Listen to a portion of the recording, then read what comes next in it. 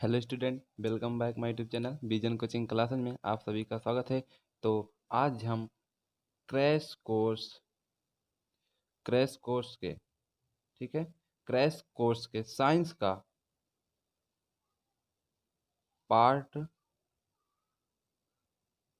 4 आप सबके समक्ष लेकर आए हुए हैं, जो कि बहुत बहुत इम्पोर्टेंट है। ये क्वेश्चन 100% पूछा ही जाएगा। ठीक है, क्या होता है, पूछा ही जाएगा। तो आप लोग इसको बहुत अच्छे से ध्यान से समझिएगा और अच्छे से समझकर इसको क्या करिएगा, नॉलेज को लीजिएगा। राइट। सो आइए स्टार्ट करते हैं बिना समय गंवाए। तो स्टार्ट करने से पहले आप सबसे आज मेरी एक छोटी सी रिक्वेस्ट है।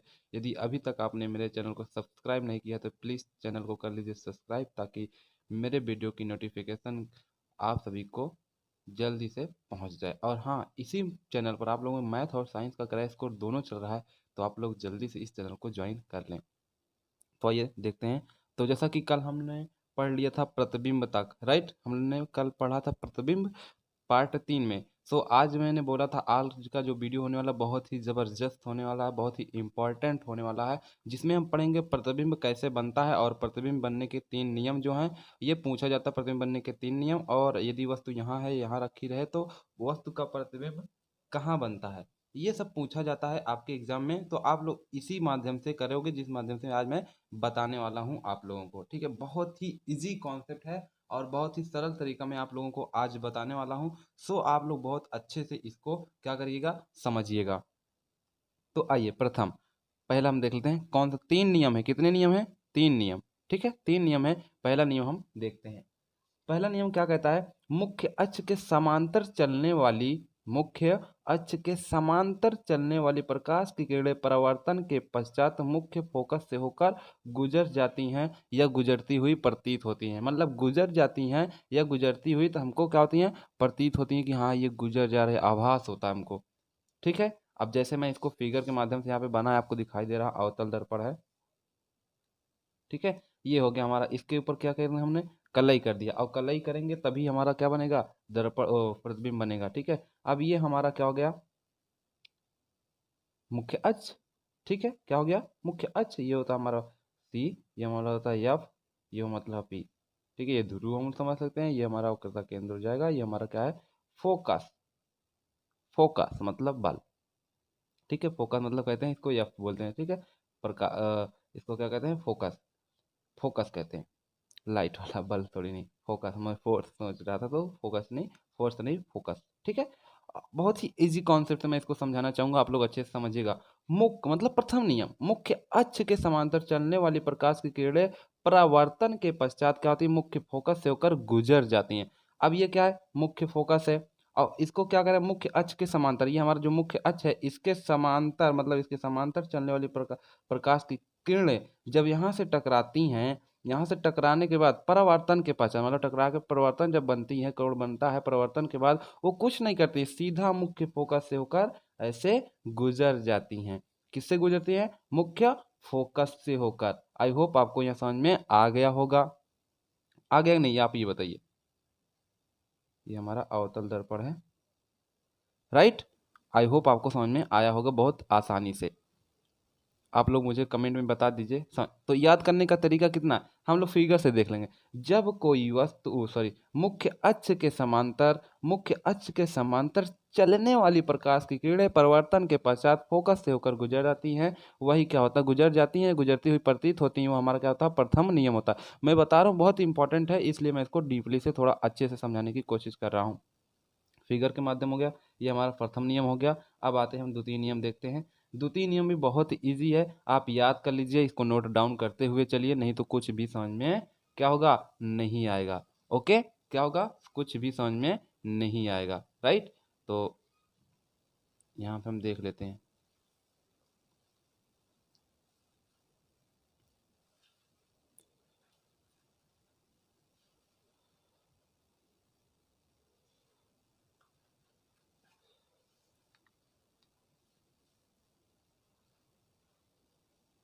द्वितीय नियम भी हमारा क्या है, बहुत ही इजी है।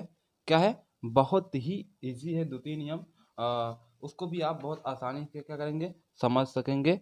ठीक है, समझ सकेंगे। तो उसको आप अच्छे से समझिएगा ताकि कोई भी प्रॉब्लम आपको ना हो। तो यहाँ पे समझते हैं हम द्वितीय नियम। द्वितीय नियम क्या कह रहा है, देखिए आप यहाँ पे, मुख्य फोकस से होकर जाने वाली प्रकाश की किरणें, मुख्य फोकस से होकर जाने वाली प्रकाश की किरणें परावर्तन के पश्चात मुख्य अक्ष के समांतर जाती हैं अथवा जाती हुई प्रतीत होती हैं। बहुत ही इजी, क्या करा है, मुख्य फोकस से होकर जाने वाली प्रकाश की किरणें जो होती हैं, ये हमारा यहाँ पे मैं फिगर बनाऊंगा अवतल दर्पण का, दोनों में बनता है, ठीक है, अवतल दर्पण उत्तल दर्पण, मतलब दोनों में मैं बताऊंगा, लेकिन आज हम अवतल दर्पण में ही बता रहे हैं आपको। ओके, दोनों में मैं बताऊंगा, ठीक है। ये हो गया हमारा अवतल दर्पण। अब इसको मैंने पीछे कर दिया कलई, तो यहाँ पे अब क्या करा, मुख्य फोकस से होकर, मुख्य फोकस से होकर जाने वाली प्रकाश की किरणें। अब कुछ कह नहीं रहा, पहले हमको एक समांतर बनाना, मुख्य अक्ष बना लेना है, ठीक है। ये पी हो गया हमारा, और ये हमारा सी हो जाएगा, ये हमारा एफ मतलब फोकस, ठीक है। तो इधर वाला हम समझते हैं इधर पे। अब देखिए यहाँ पे जैसे फिगर मैंने बनाया ऑलरेडी, तो इसको हम नहीं देखेंगे, हम अपने से बनाते हैं, ठीक है। देखिए क्या कर रहा, मुख्य फोकस से होकर जाने वाली, ठीक है, मुख्य जो ही मतलब जो प्रकाश की किरण है मुख्य फोकस से ही जा रही है। कहाँ से जा रही है, मुख्य फोकस से ही जा रही है। आप लोग गोला प्रकार की सहायता बनाइएगा तो अच्छा बनेगा, ठीक है, और एग्जैक्ट एकदम बनेगा। तो मुख्य फोकस से होकर जाने वाली प्रकाश की किरणें परावर्तन के पश्चात मुख्य अक्ष के समांतर जाती हैं। तो मुख्य प्रकाश की किरणें जो मुख्य अक्ष से होकर जाती है, ये हमारा क्या है, मुख्य अक्ष है, प्रकाश की किरणें इसी के इससे होकर जाती हैं। जब इससे होकर जाती हैं तो क्या कर रहा है, परावर्तन के पश्चात, परावर्तन के पश्चात जो है मुख्य अक्ष के समांतर चली जाती हैं, मुख्य अक्ष के समांतर चली जाती है। मुख्य अक्ष हमारा क्या है, ये है, तो इसी के समांतर ऐसे चली जाएंगी। आई होप आपको समझ में आ गया होगा बहुत आसानी से। आ गया आपको समझ में, बोलिए, यदि हाँ तो कमेंट में लिखिए यस। आया समझ में? तो आप इसको लिखकर फिगर बना सकते हो, या फिगर से इसको लिख सकते हो, मतलब मुख्य फोकस से होकर जाने वाली प्रकाश की किरणें परावर्तन के पश्चात मुख्य अक्ष के समांतर चली जाती थी। और इसमें इसका देखो एक विपरीत है, इनमें दोनों देखो कॉम्बिनेशन क्या है, यहाँ पे था ये मुख्य, मतलब इसमें देखो ये फोकस से होकर आती है तब परिवर्तन होता है, तब मुख्य अक्ष के समांतर जाती है। लेकिन इसमें क्या होता है, ये समांतर जाती है फिर मुख्य फोकस से होकर जाती है, मतलब इसका उल्टा कर दो, मुख्य फोकस से होकर जाने वाली प्रकाश की किरणें परिवर्तन के पश्चात मुख्य अक्ष के समांतर चली जाती है, तो ये हमारा ये हो जाएगा। तो एक दूसरे से देखिए कनेक्शन है कि नहीं, उल्टा अगर ये आ गया तो आपका ये भी आ जाएगा। पहला नियम आया, दूसरा नियम बहुत आसानी से आ जाएगा, दूसरा नियम आया, ये पहला नियम बहुत आसानी से आ जाएगा, उसका उल्टा करना। यदि ये मुख्य फोकस से होकर समांतर जा रही है तो ये क्या होगा, समांतर होगी पहले तब मुख्य फोकस से जाएगी, राइट, पहला नियम। ये हमारा पहला नियम है। दूसरा तो एक से दोनों हम याद कर लेंगे। पहला हमारा क्या है, मुख्य फोकस से, मतलब मुख्य समांतर के जाने के बाद क्या मुख्य फोकस से जाएगी। तो अब दूसरा में याद रखो, इसका उल्टा ये ऐसे बनेगा, मतलब पहले ये रन तो ऐसे आया है, अब लेकिन दूसरा जो बनेगा ऐसे बनेगा। कहाँ से, यहाँ से स्टार्ट होगा, ऐसे ऐसे ना बना है। तो क्या होगा, मुख्य फोकस से होकर जाने वाले प्रकाश की किरणें अपवर्तन के पश्चात मुख्य अक्ष के समांतर चली जाती हैं। ये हुआ, राइट। अब आइए हम तीसरा देखते हैं। तीसरा क्या कह रहा है, अभी मैंने सब अवतल दर्पण ही लिया है, ये देखिए सब उत्तल दर्पण जो है ना, मैं इसको मैं कल बताऊंगा आप लोगों को, उसका डीपली से थोड़ा, ठीक है, डीपली बताऊंगा तो ज़्यादा इजी रहेगा। और ज़्यादातर प्रयोग हम लोग अवतल दर्पण का ही लेते हैं फिगर बनाने में, तो उसी का हम बताए थे, इसलिए हम उसी का बता रहे हैं, लेकिन टेंशन ना लीजिए आप लोग, मैं उसका भी बताऊंगा। तृतीय नियम, वक्रता केंद्र से होकर जाने वाली प्रकाश की किरणें परिवर्तन के पश्चात उसी मार्ग में पुनः वापस लौट जाती हैं या लौटती हुई प्रतीत होती हैं। बहुत ही आसान, वक्रता केंद्र से होकर जाने वाली प्रकाश की किरणें जो हैं परावर्तन के पश्चात उसी मार्ग में पुनः वापस लौट जाती हैं या लौटती हुई प्रतीत होती हैं। आप सभी लोग इसको नोट डाउन करते चलिए। अब देखिए तृतीय नियम क्या करा, देखिए वक्रता केंद्र से होकर जाने वाली प्रकाश की किरणें, पहले हम बना लेते हैं सब चीज, फिगर अवतल दर्पण बना लेते हैं। ये हुआ हमारा अवतल दर्पण, ठीक है, आई होप आप लोगों को दिखाई दे रहा होगा। ये हुआ हमारा अवतल दर्पण, राइट, होगा अवतल दर्पण। अब यहाँ पे क्या कह रहा है, ये हमारा मुख्य अक्ष हो जाएगा पी और सी, क्योंकि यहाँ पे हमको क्या करा, ये मुख्य अक्ष से ही जाएगी, ओ सॉरी मुख्य अक्ष से नहीं, वक्रता केंद्र से ही आएगी और वक्रता केंद्र से लौट जाएगी, क्या होगी, लौट जाएगी। इसको आप सही बना लीजिएगा, मैं इसे बना दिया। अब देखो यहाँ पे क्या कह रहा, वक्रता केंद्र से होकर जाने वाली प्रकाश की किरण परावर्तन के पश्चात, देखिए परिवर्तन के पश्चात उसी मार्ग में पुनः वापस लौट जाती हैं। जैसे आई थी वैसे चली गई। कल मैंने जैसे एग्जाम्पल दिया था, वो तो परिवर्तन का था। परिवर्तन का जो था हमारा, मैंने बताया था ये वाला। लेकिन ये जो होता है ये जैसे आता वैसे, मतलब ऐसे आया फिर ऐसे चला गया, ऐसे आया ऐसे चला गया। ठीक, ये हो गया। तो यहाँ पे देखिए क्या कह रहा है, प्रकाश की किरणें वक्रता केंद्र से जाती हैं। प्रकाश की किरणें, ये हमारा वक्रता केंद्र, सी को कहते हैं वक्रता केंद्र। तो ये वक्रता केंद्र से जाती है, ठीक है। जाने के बाद परावर्तन जब इसमें होता है, परावर्तन के बाद ये ऐसे इधर नहीं आती ना उधर जाती है, डायरेक्ट फिर इसी मार्ग में वापस लौट जाती है। मतलब गई तो ऐसे ही, ठीक है, गई ऐसे, लेकिन जब परिवर्तन हुआ तो फिर इसी मार्ग में वापस ऐसे लौट चली गई। आई होप आपको समझ में आ रहा होगा। ठीक है, क्या हुआ, समझ में आ रहा होगा। तो यही हमारा क्या हो गया, तृतीय नियम। तृतीय नियम बहुत ही आसान है, आप लोग याद रखिए। जब प्रकाश की किरणें वक्रता केंद्र से होकर गुजरती हैं तो पुनः उसी मार्ग में, मतलब गुजरती हैं तो परिवर्तन के पश्चात पुनः उसी मार्ग में वापस लौट जाती हैं। फिर से मैं इसको यहाँ पे एक बार हाईलाइट कर देता हूँ। ये हो गया हमारा सी, और ये ऐसे आएगा प्रकाश, फिर ऐसे लौट जाएगा। ठीक है, मतलब जिस मार्ग से आता है परिवर्तन के पश्चात उसी मार्ग में पुनः वापस लौट जाता है। तो ये हुआ हमारा मोस्ट इंपॉर्टेंट आज का तृतीय नियम। क्या है, तृतीय नियम। अगर ये तीनों नियम आपको नहीं याद रहता है तो आप क्या करोगे, क्वेश्चन को सॉल्व नहीं कर पाओगे, मतलब प्रतिबिंब बनाना नहीं सीख पाओगे। तो ये आप लोग जरूर याद कीजिए। क्या कीजिए, जरूर याद करिए। और आज का मैं वीडियो यहीं तक ही बनाया। ओके, तो अब हम कल पढ़ेंगे। पहले इसका उत्तल वाला देख लेंगे, अवतल वाला तो हो गया, कल उत्तल वाला भी देख लेंगे। और कल हम पढ़ेंगे, क्या पढ़ेंगे, अवतल दर्पण पढ़े ना अभी, अवतल दर्पण